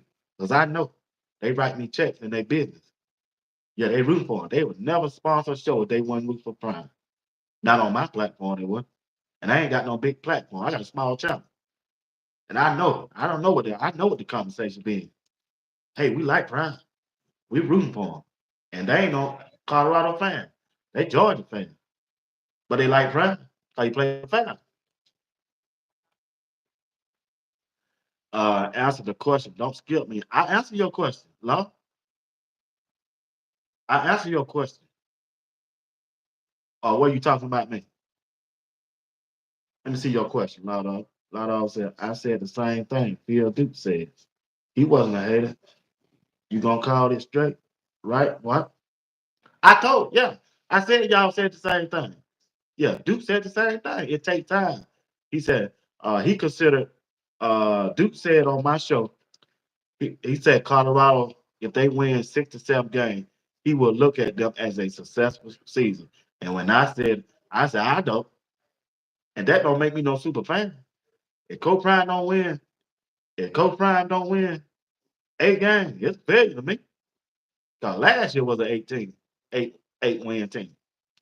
2 games was took by the referee, which the referee gonna do again this year because they don't want Prime to win either because he ain't doing it the traditional way and he didn't come up through the ranking like the quote unquote white coaches did. So they got to penalize in some kind of way.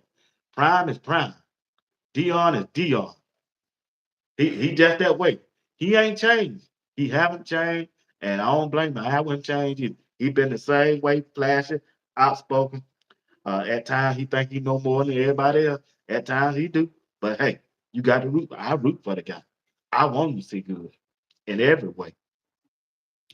Uh, that's not what I think. I don't want him to lose. I just think he needs 3 to 5 years to build a team. Well, just because it may take him 3 to 5 years to build a team, he ain't using uh that format right now. He want to win now. He ain't trying to build no team now. He trying to win because this is his son last year. Ain't nothing wrong with having a 3 to 5 year to build a team. That don't mean you can't win your first and second year. Steve Spurgeon won his first and second year. I agree. The ref did, Roger. Steve Spurgeon won his first and second year. Who else?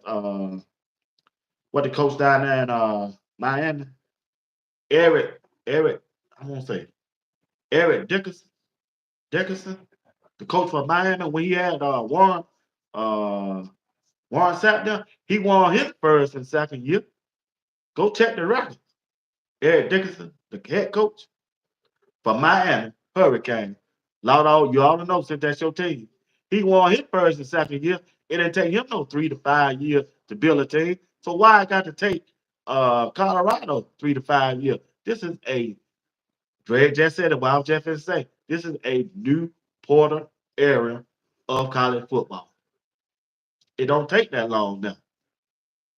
The player that Coach Prime has went out and got three, some got 3, even 4 years of eligibility left. That don't mean they can't win now. He got a veteran quarterback. He got a veteran wide receiver group. Most of them guys, 4 of them guys gonna be senior. He got 2 offensive lines of senior. He got a middle linebacker that he just brought in. Used to be the captain of his defensive team last year. Is a senior. He got leadership this year. So why is such a problem for Coach Brown and his fans to be room for them to win this year? Make it make sense. I'm like Coach Brown. I got time today. I was finna get up. I got time today. Let me know, Lord. Let me know, DC Carson Music. Why Coach Prime got to wait 3 to 5 years? Why he can't win now? Just because he got a defense coordinator ain't never done it before. Why? Because of Coach Prime? Because of Dion? You trying to hold the man back? Huh? When I went to my job, they said, "Well, if you do good, you get a bonus." Well, but no, you can't get no bonus. They're gonna take you 3 to 5 years. I said, why? I'm producing. I'm productive. I'm doing what it calls me, my job tell me to do. I'm winning for the team. So I can't get the bonus 3 to 5 years. Why I can't get the chip? My job don't tell me that. You go out there and do what you gotta do and you win. You win your first year. Yeah, we're gonna give you that bonus. Matter of fact, they did. Yeah, I won. DC Cosby said, "Can we simply disagree in strategy? And it's not to be considered hate." Oh, I ain't never called you hate, brother. I ain't called nobody hate just because you disagree. This one thing Bernard Watts don't do, and nobody on his panel, Rod the man, Coach Dre, and Greg said, and Colin, the life of football is on my panel too. We don't call people that disagree with us hate. I don't. I ain't never used that word. I don't know what other panel y'all be on, so I don't look at other panels. So yeah, about three or four I done look at, but I don't call nobody because it's not. It's just difference of opinion. You're right. It's just a difference of opinion. That's it. You said sure it gonna take them 3 to 5 years. Coach Prime, you say it's gonna take him 3 to 5 years, but when you look at Steve Spurrier, like I said at Florida, it didn't take him 3 to 5 years. He did it his first 2 years. Go look it up. Eric Dickerson at Miami, it didn't take him 3 to 5 years. They did it their first 2 years. Why? Because they have talent. They brought in rookie head coaches, assistant coaches, to be with him, and Steve Spurrier was his own offensive coordinator. Look it up.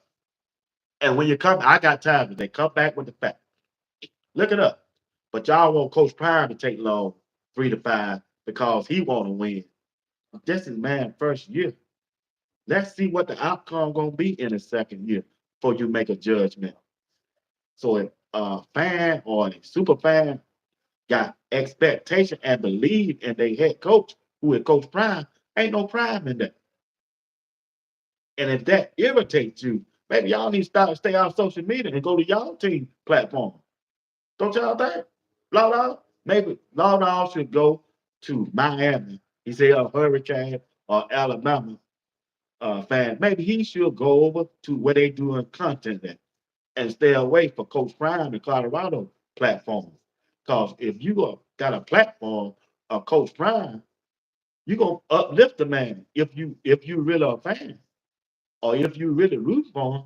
I ain't never finna come on my platform and down the man and keep beating him down. And if I'm doing a content about Coach Prime, I'm wasting my time to keep throwing out negative stuff to somebody I'm gonna cover. Man, I could be doing something else. Ain't no way that I can do that week to week and every day. I ain't not me, not me. I ain't gotta do that. I ain't gonna do that. I'm not gonna do that. Yeah, I know. I said, do think I have a hurricane get the same time as the CU program in this era and day. Now, Miami, Florida get better talent because they've been winning. They got a long, successful win. Colorado don't. Man, Miami and Florida got Hall of Fame coaches that coach that team. If Coach Brown wins this year, he gonna get those players. He gonna start getting those 4 and 5 star players if he win this year. If he win this year, he gonna start getting those players. Hey, y'all do me a favor. Hit that like button, subscribe to my channel. If you don't mind, I appreciate it. Get me up. I'm trying to get to 2,000 subscribers by the end of the month. And I only can get there if you help me. I got 150 y'all tuning in. Shoot, eight of y'all should subscribe to the channel if you don't mind. Don't cost you that. You watching me. All y'all do is hit the subscribe and hit the bell notification. And I appreciate it if you do. Yeah, I got Law Dog and DC Carson Whitman in the chat tonight. And Greg is police in my chat. Appreciate it, Greg. I think Coach Drake on. But appreciate it, Greg said it for police in my chat for me. DC Carson music and Law Dog, they special now. They special. Hey, Greg, we're gonna drop that link for both of them Thursday. DC Carson Music. I don't know if he ever been on the panel before. Well, I ain't never seen him on the panel. But lot of be on Raw the Man Media panel, whenever Raw. So they used to come up. I'm gonna drop that link for them Thursday, Greg. And one of them just can't come. We want both of them to come, Greg. We want DC Music to come, Greg. Hey, Greg, we want DC Carson Music to come Thursday at 8 o'clock, along with Law Dog Thursday. And we're gonna have a discussion. Long wing, downgrading, and being disrespectful. I'm cool with it. Yeah. But we want y'all. We're gonna go 2-on-2. Me and Greg against y'all. Yeah.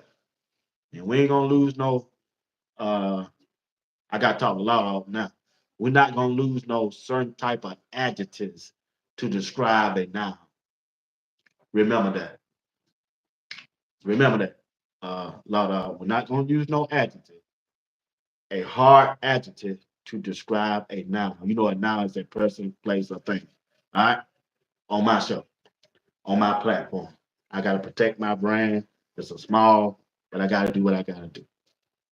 I gotta do what I gotta do. DC, pull up. I need a partner. I got Greg. Yeah, but now me and Greg got you. We got you. But like I say, like I appreciate each one of y'all for tuning in, man.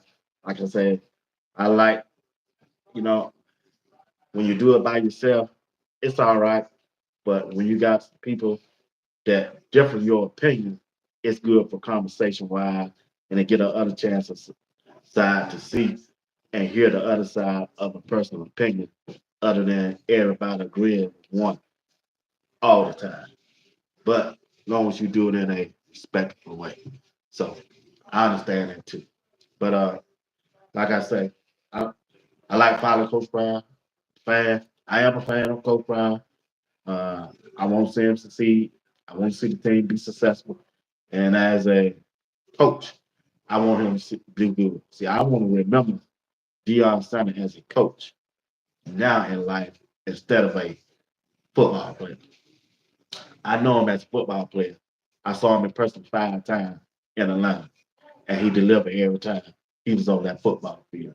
Now, as later in his life, and I see myself the way he coached, and when he coached his kids, that add a little more extra fire and support on my behalf. That he took 2 sons and raised. You never saw the mother around. He fed them. He took them to school. He clothed them, and he did everything to raise those 2 boys. Well, all his boys in the same household, and now they up at an age where he want them to succeed better than he did when he was on playing football. And you can't do nothing but applaud that. And I do that. Yeah, I applaud that for the man who taking out the time as a responsible parent to do that for his son and his kids. You you go against that, yeah, something wrong with you. Something wrong with your character. But he want his sons, as I see in my own eyes, to be better than he was and enjoy life, have a better life than he had. And that's why he saw his kids want being coached right. And that's why he jumped in, and I don't blame him, to make sure they have a good path to a successful football career. And he has the connection on the field and off the field to get them there. Coach Pryor went on Stephen A. podcast, Shannon Sharp podcast, and said, "Hey, them other guys, they other guys, I hired them other guys for that X and O stuff. I let them do that. Yeah, he might not be no X and O coach. It's a lot of head coaches ain't no X and O coaches. They just were coordinators, offense coordinator that made them head coach. That's why they know X and O. Coach Pryor ain't never been no X and O coach. He's a CEO of Colorado. But one thing about it, a lot of said something the other day. He said something in the chat, Law. No, Carson Mercy said, I'm here to support the community. I want to see all of you. Yeah, yeah. I believe that. You're a good dude, Mr. Carson. I don't even know. Music. Like I was saying about Coach Prime, a lot of was saying in the chat, why did he have to skip rankings? I didn't get a chance to answer it. I saw it. I went back and read it last night. I was going over some things. Now looking at the response from when we had you on, Law. A lot of them said, why did Coach Prime have to skip some rankings to get that head coaching job? Well, I'm gonna tell you like this, though. This is my answer. Deion Sanders is Deion Sanders. Ain't too many people don't live the life this dude done live. He played at a high level as a football player, and most coaches played football. Now, Coach Pride went to Jackson State. Really, Coach Pride didn't want to go to Jackson State at first. Well, I take that back. Remember, he interviewed for some other coaching jobs, and they didn't give him no chance. Like Auburn didn't give him no chance, Arkansas didn't give him a chance, and another team in Florida didn't give him a chance. Or he turned it down, whatever it was. Case I don't know. So he went to Jackson State, did for 3 years. Now, in order for Coach Pride to become a head coach at Colorado or a Power Five school, that means he didn't skip rank. Somebody got to give you a chance. Somebody got to like what you do, interview you, and like and think you can do the job. So when the opportunity presented himself, he took it. So he didn't skip rank. What I'm trying to tell you, somebody gave him an opportunity. So that's why he the head coach of Colorado because Rick George gave him an opportunity. He didn't skip rank. He didn't skip rank. Lord, he didn't skip rank. So you trying to throw that out there like Coach Pine think he's special on the slick side for the people in the town and people who you talk to on a regular basis or wherever you go to agree with that. But over here, you can't say that nonsense to me. That nonsense. Coach Pride didn't skip ranking. The athletic director hired him and gave him a chance and gave him the opportunity to be the head coach because Coach Prime sold the game plan to him. So you can't fault Coach Prime for getting a job. If you want to blame anybody, you can blame Rick George. If that's your problem with Coach Prime, I got all day. I'm like Coach Prime. I got time today. I got time today, Law. So that's my answer to that. And anybody else who think that over here on this platform, Coach Prime didn't jump rankings. So you need to stop bringing that narrative out there. He didn't jump rankings. Rick George offered him a head coaching job. And whatever you could, he didn't only think Coach Prime applied for the job. They called Coach Prime about the job. So he didn't jump rankings because he's Deion Sanders, as you quote unquote trying to say. I know what you're trying to say. I can read you good, dog. I can read you good. Like a book, just like a book. See, you can't throw that shade over here on Sports Talk Be What platform and hope some people grab and run with. But over here, tell the truth, tell the facts, and keep it at that. Keep the main thing the main thing, as the man always say. That's Coach Brian. Keep the main thing the main thing. Don't throw your negativity out there and hope somebody come along in the chat to agree with it. Because over here, we ain't gonna buy it. We ain't gonna buy it. I, I'm not. But like I say, back to the title at hand. If the offensive line protect two, protect Shedeur Sanders, Colorado should go 9-3 as they floor and run the table as they sit.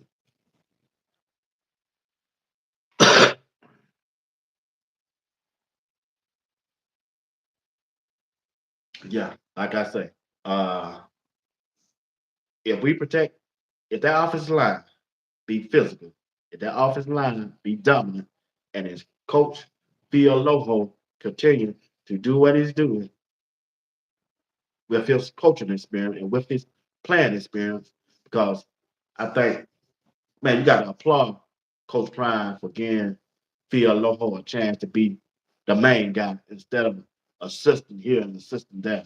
He's the offensive line coach. So that's good that Coach Prime gave him that position and that title. And his offensive line does good. Phil Loho gonna go get him an offensive line coach in the NFL. And after a while, you're gonna see him as an assistant head coach on somebody else's team. That's about empowerment, your people. Giving somebody a chance to prove that they can do it on a different level than other people think they can. It's all about opportunity. All about opportunity. Rick George gave prime opportunity, prime getting these guys from the HBC level opportunity, and other player, other coaches another opportunity that they never had. And if it was for me, plenty of people don't gave me an opportunity to do what I do. Wouldn't be here without it. And you got to applaud that somebody can make somebody else a difference in their life. Making a difference in somebody else's life goes a long way. Be a blessing to somebody else. If you qualify, if you could do the job, give them the job. And at times you may struggle. I don't struggle on my job, but I don't play, and I did on my first time. But in times, if you give me the right training, give me the right time to get it right, it's gonna turn out best way.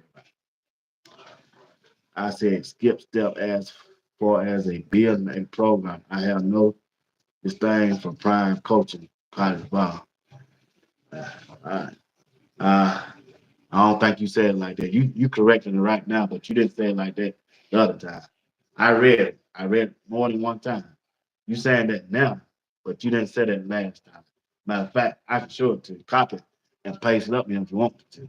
But anyway, with with a good, yeah, you're right, Garfield. With a good running game, the offensive line does what they does. They can protect Shedeur. They can protect too. And if they protect this guy, the sky is the limit for Colorado this year. If you look at their schedule, you look at Colorado's schedule, they first 6 games are winnable. It's winnable. Miss Jeanette Fox, he said, what steps did he skip? Who talking about a lot of and try to build a program. They really want Coach Prime to go out and get a bunch of high school so he can lose while Shedeur is a senior and so they can come over here and try to kill him. That's all. Yeah, they want him to do that. Coach Prime ain't trying to do that. See, they ain't looking at Coach Prime as the father. They look at him as a coach. It's this man, two sons. Don't you think he told Rick George that? Hey, I got 2 sons right now and I want to win. We ain't got time to be going here trying to develop no high school player and watch my son get killed and all that and everything. I got to have hope, at least hope that I can win. I got to give them a chance to win. Matter of fact, Shedeur went on and said, hey, Pop, I know you like Dylan Edmonds, no small running back, but I need some big running back to help me block this year. This is my last year. They go, yeah, that's right there. So he went out and got some big running back. 6'2", 230. Dylan Evans can't block no linebacker running down here. 6'2", 230 at him. Yeah, let him go. If he want to leave, let him go. You did Coach Prime a favor, Dylan Evans. Yeah, did him a favor. And if they had really kept Amos, shit, I know they would have ran the table then. 2 running back, 2 pit bulls, 2 bulldogs. Yeah,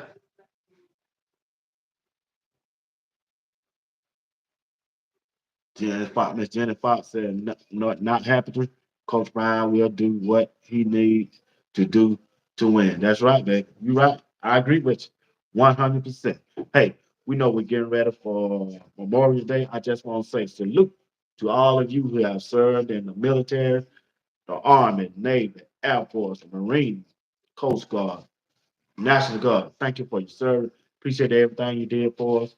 The ones that went have not here anymore. Hey, I salute to you and I appreciate each one of you from the depth of my heart. From my heart to yours, salute to y'all. All right. I'm doing it in advance right now. But I'll be talking about it more on tomorrow. But once again, like I said, I got 5 more minutes. I'm in this thing. Uh, like I said, don't forget, hit the like button, subscribe to the channel if y'all don't mind. I appreciate it. Also, we got to realize that Coach Prime is new in coaching and college football on this level. He made some mistakes last year, and I'm sure he's gonna correct those mistakes. I'm sure some things that happened last year that Coach Prime ain't gonna do this year. Everybody lose uh uh learn from his mistakes from previous. Everybody does that. Everybody learn from mistakes. Everybody make mistakes, and everybody learn from it. So I'm sure there's some things that happened last year. I'm sure that won't happen this year. Coach Prime said he's gonna be more involved in the offense and the defense in decision making, and I agree with that. And he should. So this is everybody watching him too. Everybody, all eyes on him too. So we're gonna see how the outcome gonna be. I think it's gonna be a good year if they protect too. Like I say, if they run that 12 personnel, two tight end, two wide receivers, or excuse me, if they run that 11 personnel, they gonna be all right. They're gonna be all right. Keep a tight end at all times to block. If they do that, they gonna be all right. They gonna be all right. They run that ball and put them tight ends and then let them block. They can run the ball. 21 personnel, that'll help too. Two running back, one tight end, and two wide receivers. Yeah. 22 personnel work. Two tight ends, two running back, one wide receiver. You just let the defense know. You just let that defense know. We're gonna run that ball, and ain't nothing you can do about it. We're gonna beat you with physicality. We're gonna be more physical, more dirty, more getting down on it, down here on you than you want. It ain't nothing you can do about it. Because we're gonna run this football. We got some running backs. We five deep back there. We're gonna run this ball down your throat. If you put that tight end on Jordan Seat's side, you put that tight end on Jordan Seat's side in that 11 personnel. You put him on Jordan Seat's side, and you run that ball. You tell Jordan Seat, don't worry about that man line up outside of you. You tell that tight end on down, take a step back and tell that outside wide receiver to step up and cover him. And you motion that tight end across the formation, and you tell Jordan C, don't worry about that man in front of you. Jordan C, you go get that linebacker. And you tell this tight end that coming in motion, Jordan C is your man, and you block him out. Take him out toward the sideline. And you tell Jordan C to take that linebacker inside, and you run that ball with a fullback, lead him through that hole in that linebacker, that wide receiver that's out there. You tell him to run the post, run your man off, and whoever shows up, that safety shows up, that fullback or that halfback in front of that running back, that's your man. And if you use that matchup, we will win every time. We will win every time.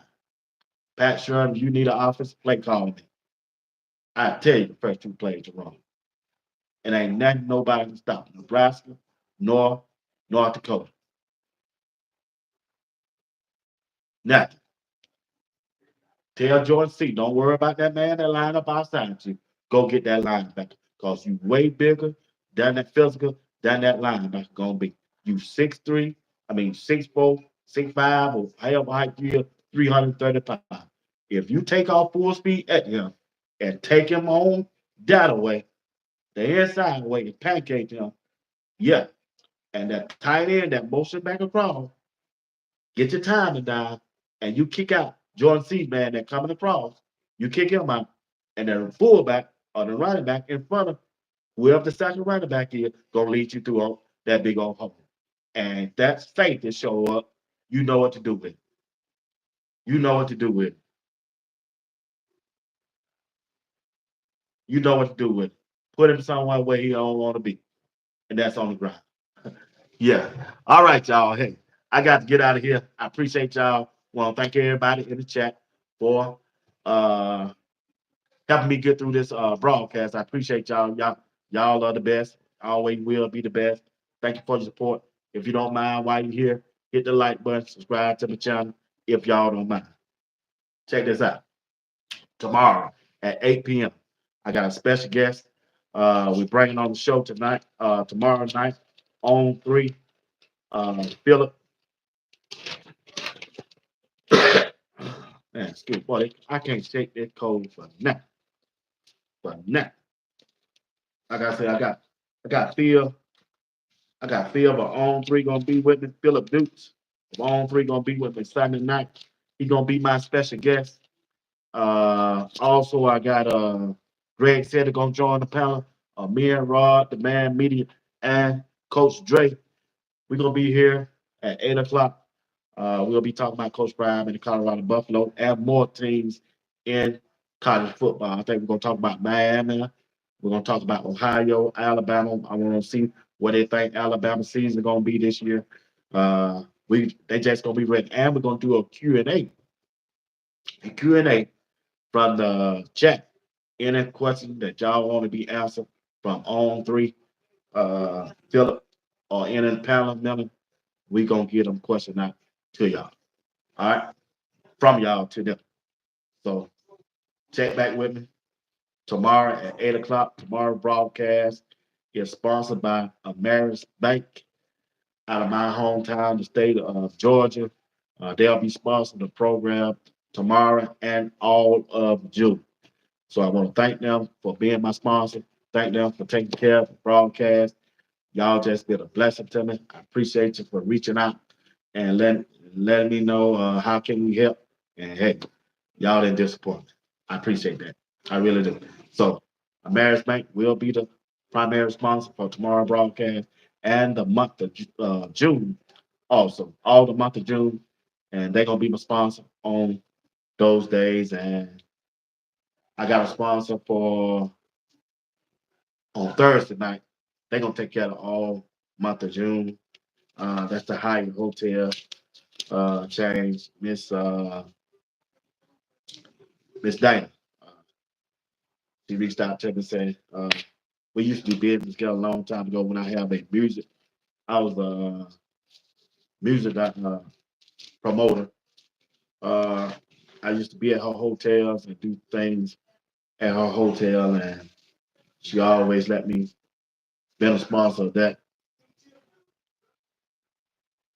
So that's how I built relationship with people that been doing my sponsorships. And a lot of people that doing my sponsorships is when I was a coach in youth league, when you coach somebody in the youth and they go on to go to school and they start their own businesses. Sometimes the kids that I coach, they take over their grandparents' business and they got their business and they remember me as their coach. And they say, "Oh yeah, yeah, I'll be a sponsor." Yeah, so that's how I make it easy for me to do what I do. So I don't have to worry about those super chats and all that stuff like that. But I will say special thanks to all of you who have super chat me this week. I think I got my first one last week. Mike, what's up, Mike? Appreciate you for super chat. And East Coast Care, appreciate you for your super chat. Appreciate y'all for the super chat. I got him, I saw him. I said, "Oh, I got the super chat." Like I said, I went over 1,000 subscribers this week. This week was a good week. I appreciate each one of you for subscribing. And don't take it for granted. I appreciate y'all. Like I said, I got a small channel. We're striving for best, trying to make it uh, through this season and the best way we can. And we're gonna continue to do what we do over here on Sports Talk with BWatts Entertainment. So I want to thank Greg said it on Thursday night. I want to thank Rod, the man media. I want to thank Coach Dre. I want to thank Life of Football being part of my broadcast and Law Dog also. Got to throw him in too. So we appreciate him. Like I said, on this Thursday, we hope to have Law Dog and DC Carson Music join me and Greg. I'm gonna drop the link if they want to come up. If don't, still ain't no problem. But hey, we're gonna have a good discussion and we're gonna see what how it go. Like I said, long wings use no adjectives that's detrimental to the noun. Yeah, long we ain't doing that, describe that noun. I'm good with it. I'm good with it. I'm gonna police that thing and I'm gonna try to do what's right for the brand and for the people that promote whatever I do. Like I said, good night. And if I don't talk to you all or see y'all, if y'all don't tune in tomorrow, have a good Memorial Day. And once again, a blessing to all of you who took out the time to serve in the military, the Army, Navy. Marine, Air Force, National Guard, any kind of service that you don't gave. But depth of my heart, I appreciate you for doing that for all of us right here in the United States of America. Appreciate you, and may God bless you. Thank y'all for tuning in. Sports Talk will be Watts Entertainment. Jeanette Fox. That's right, Jeanette Fox. Tell them, hit that like button. You're right. Appreciate y'all.